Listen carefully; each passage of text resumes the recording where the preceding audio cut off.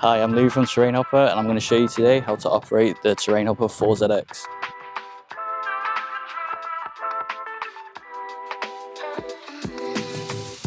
First thing you're going to need to know is how to get in. So you need to pull this lever back here and it has a spring at the back which will just lift up.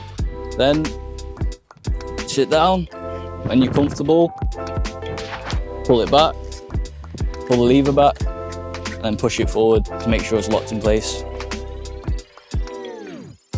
So this is our demo product. So we have 2 joysticks and 2 throttles.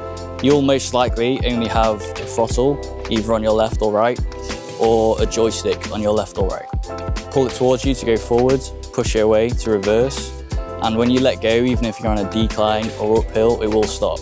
So for joystick, you need to push forward to go forward, you need to pull back on it to reverse, and to turn left or right, you just push it to the left, it'll turn left, push to the right and it'll turn right.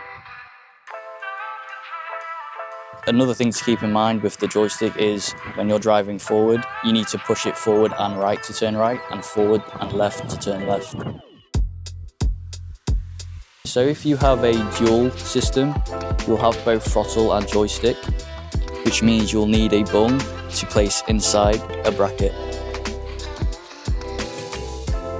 To adjust the seat, you need to pull this lever up and either slide it forwards, let go, or slide it backwards and let go, and it will click into place.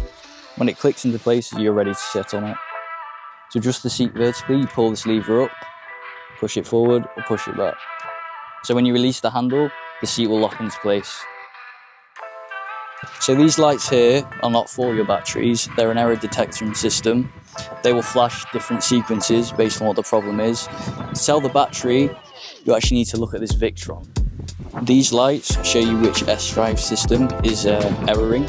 So top right would be the front right motor, bottom left would be the rear left motor.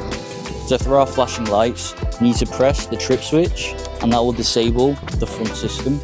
After that, you need to turn the motors into push so that it won't interfere with the rear motors. If there's an issue with the rear motors now, you need to trip the rear system and then put the rear motors into push.